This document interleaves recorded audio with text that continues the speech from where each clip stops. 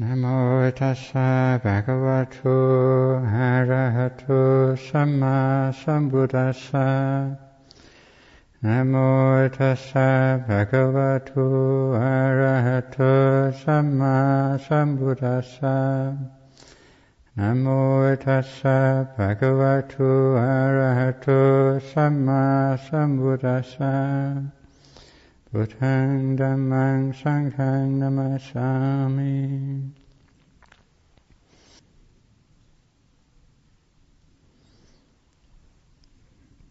For some of you who've just arrived, or this is your first visit to the monastery,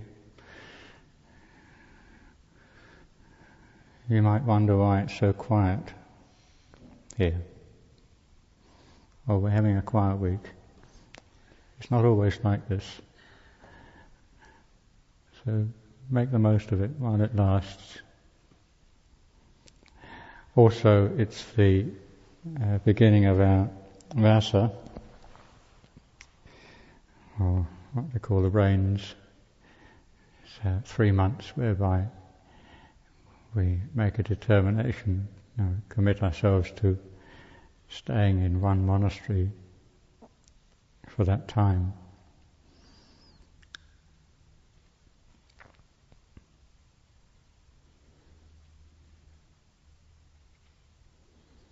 And just before the Vassa started, we had an ordination ceremony, which was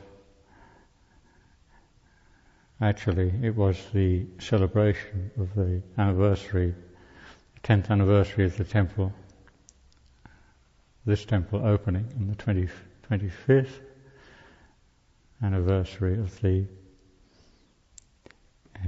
opening of the monastery. So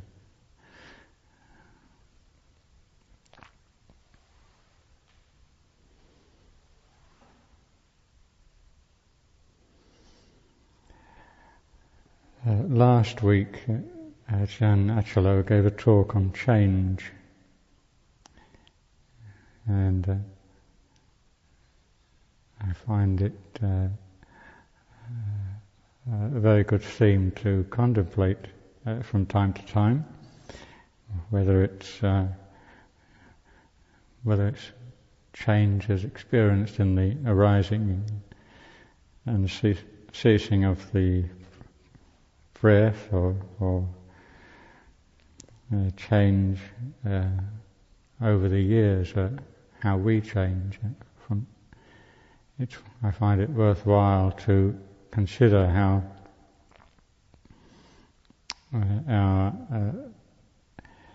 we change, how our practice is going.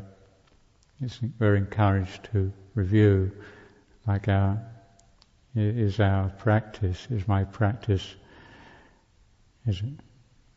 is it developing for the good, or is it declining? And what qualities are increasing?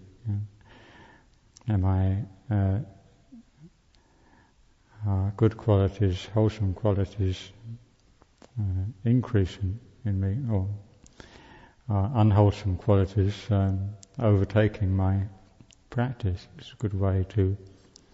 It's a good thing to do, to evaluate from time to time contemplate internally how our practice is proceeding. One of the monks who ordained, there were 4 monks, one from each monastery, I think it worked out, one from Chithurst and Harnham, from here and from Hartridge. And one of those monks had previously been a monk for 10 years, and he left, I think, 6 years ago. So it was very heartening to see a good friend come back. It's a rare thing, actually, when usually when monks disrobe, that's the last you see of them. That's very rare. But also very heartening to see good friends returning.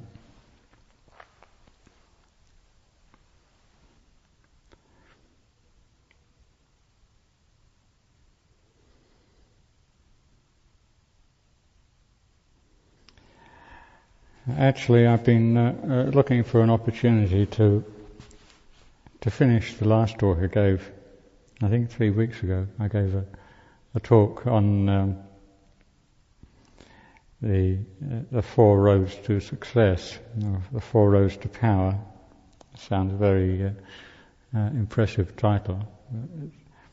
It touched on the themes of so important to our meditation, that is, having what I called a wholesome enthusiasm and chanda, energy, vitality, virya, and the ability to gather the heart and mind, citta, to calm the mind, to see clearly, and then the ability to investigate that, vimamsa.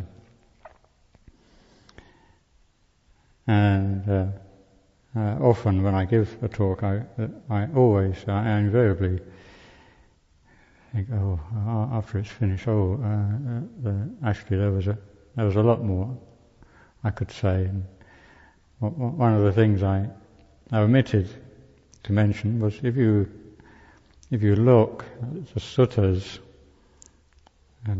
where the instructions on how to develop the 4 powers or the 4 roads to success, it elaborates in great detail about the benefits. And I touched on I think the 5 or 6 psychic powers. Not that I've developed them, but then in contrast at the end it talked about the overcoming of suffering. And I was trying to show how by putting these very impressive qualities of being able to review one's past lives or see into the minds of others, to be able to manifest bodily in manifold times, having these extraordinary psychic powers was actually secondary to understanding suffering. But at the end, if you study the suttas, at the end it concludes by saying, and the 4 powers are perfected through the perfection of the Eightfold Path.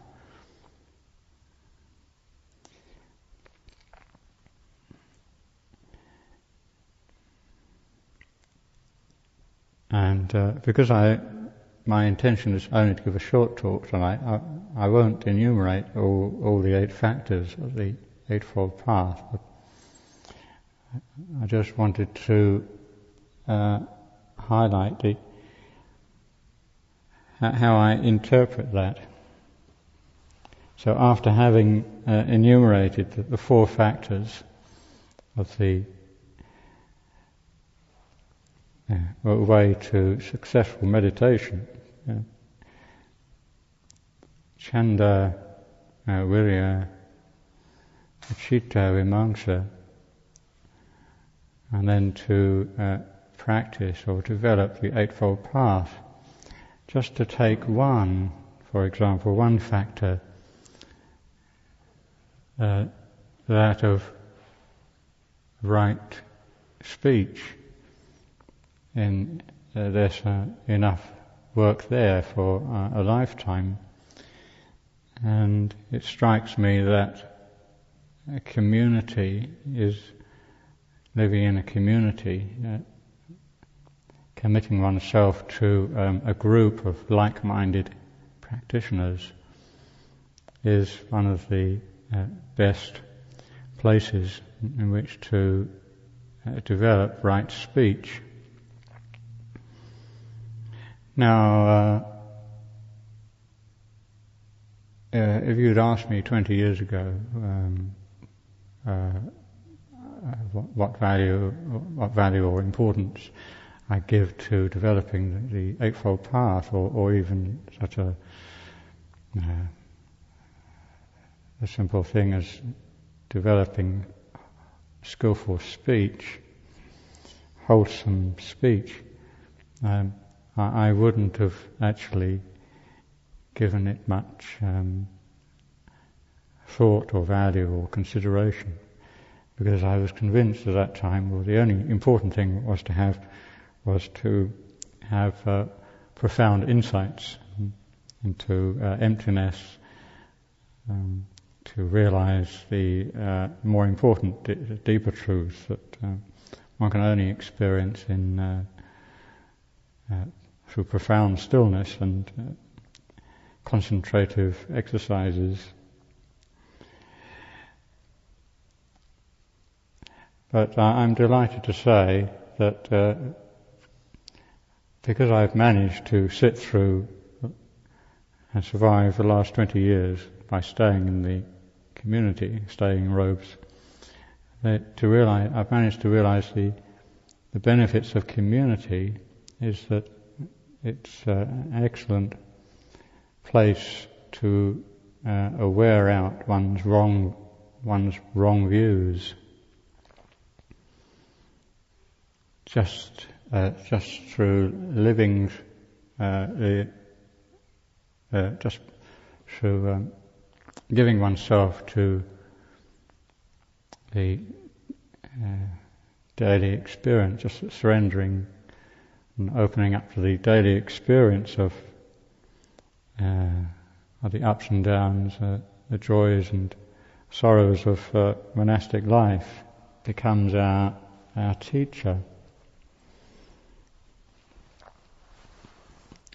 Rather than learning through studying books and through ideas that we have about practice, then if we are willing to commit ourselves for the long haul, for a long term, to a community, this can be very beneficial. And so I don't mean that all the lay people here have to become monastics. You can still, be connected to a community just through association with a monastery, and through just coming to the monastery,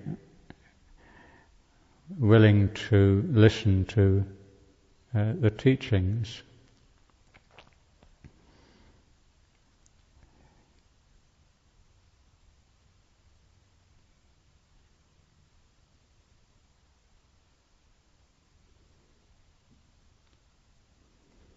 Coming back to the theme of change and reviewing one's practice, I think there's a place in the suttas whereby one is encouraged to examine what qualities, the qualities that make up our personality, what qualities are increasing. Am I still getting lost in unwholesome states of mind, or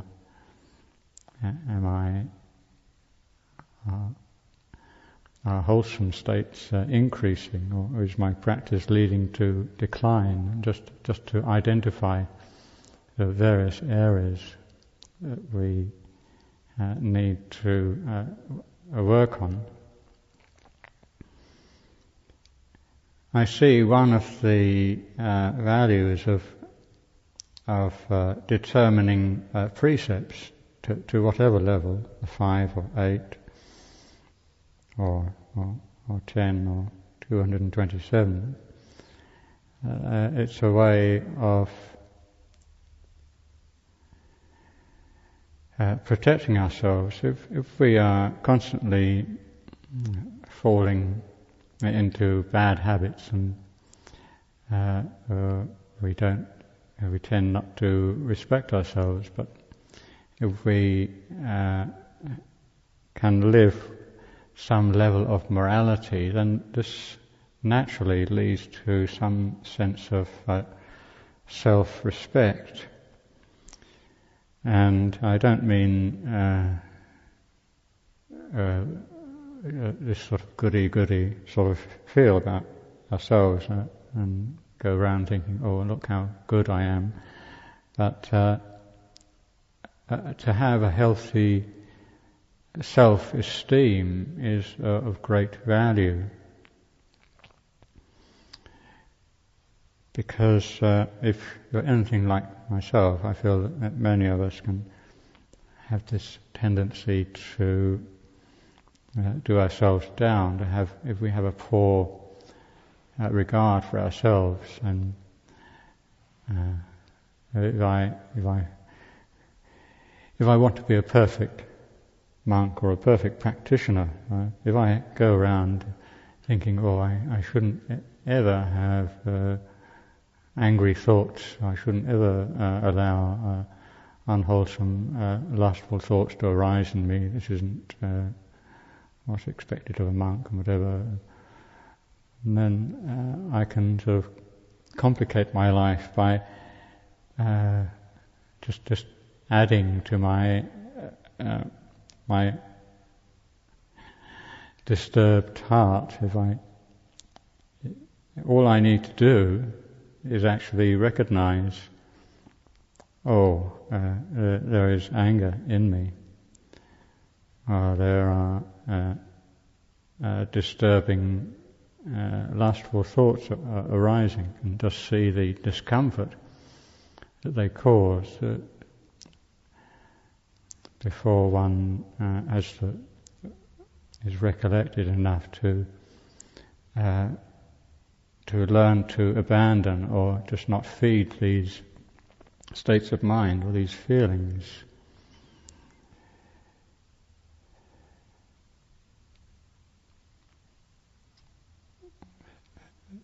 So another advantage in determining precepts, and this is one of the foundations of practice.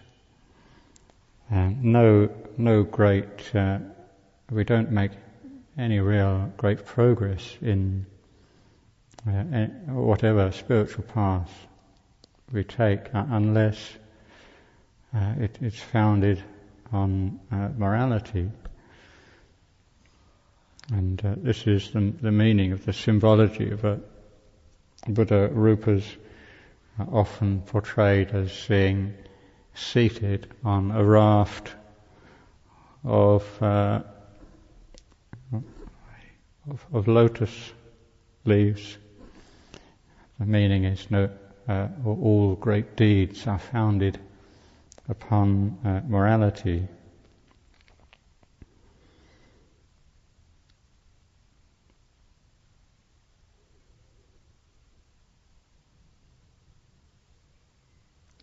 So coming back to the sutta reference, which talks about 4 roads to success and how they are perfected through the development of the Eightfold Path, and even if we just take one factor, that of right speech, I say that's enough work for a lifetime.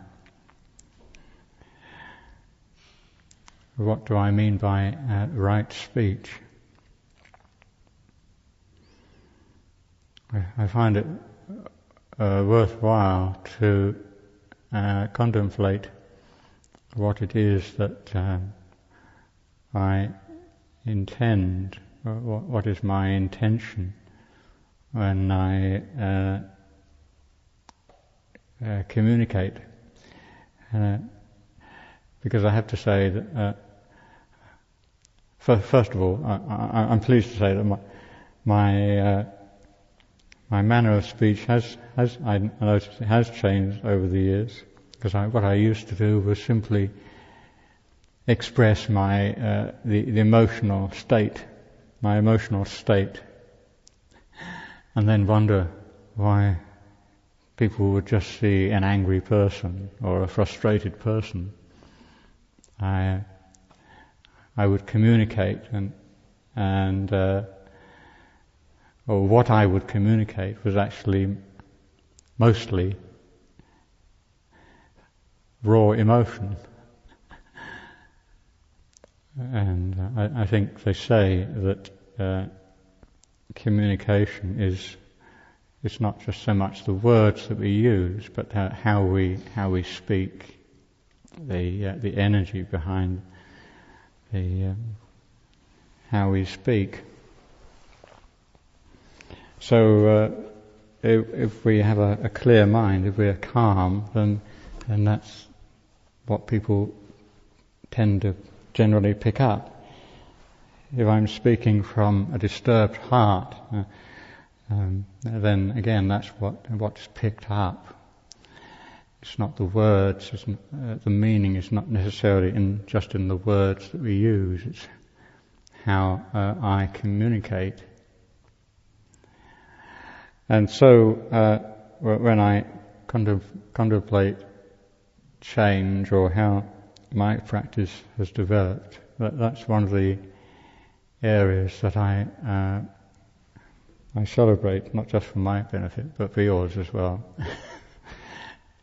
To be able to be a little more clearer around my intentions in speech, to be a little clearer about what it is, why I want to communicate.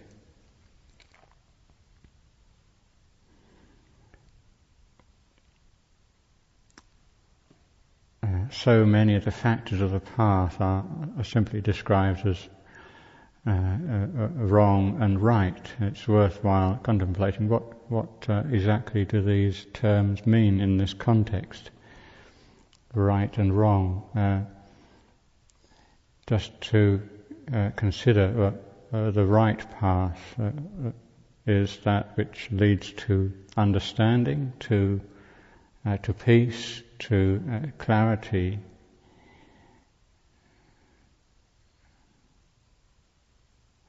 And the wrong factors are those that obviously lead away from the path, away from the realization of truth, lead away from harmony.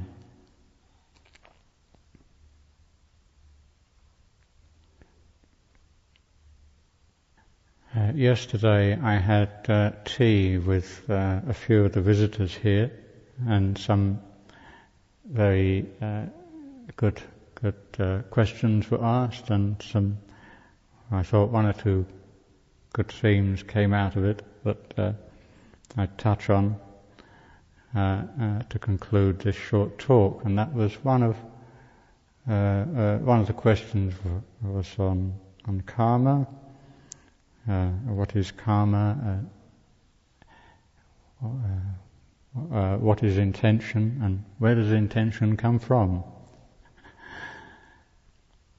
Sometimes we can become run away with questions, and we don't know when to stop.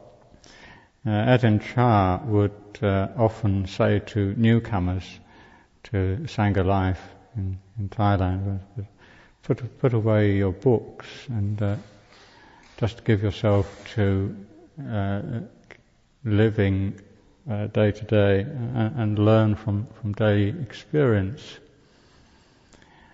And in answer to the question, well, where does intention come from?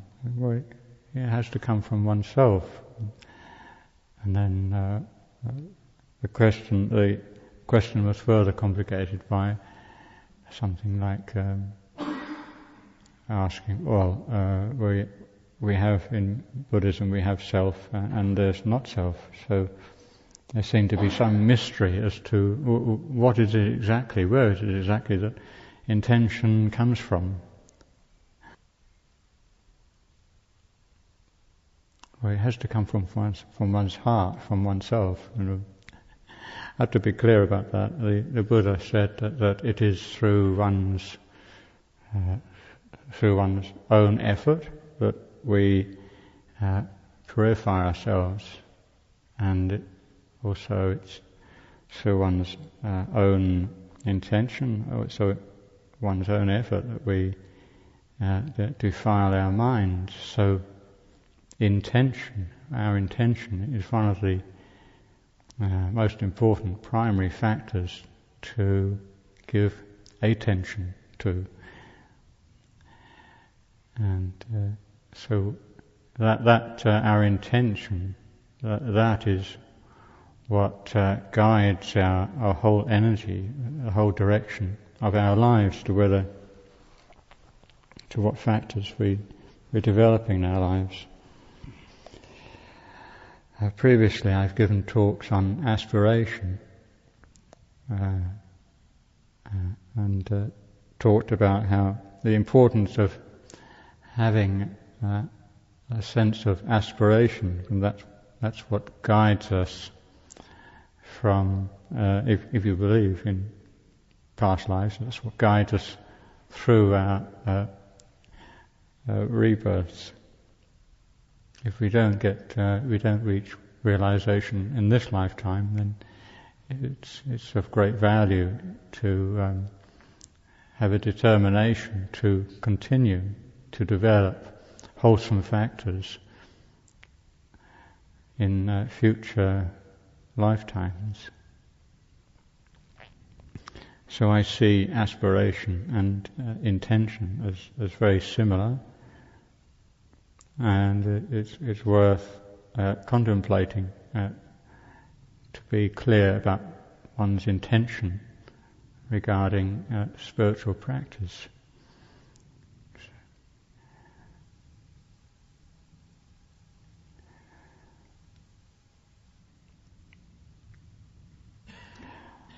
Okay, well, I wasn't going to labour too much tonight, so I'm going to conclude there. Thank you for being patient.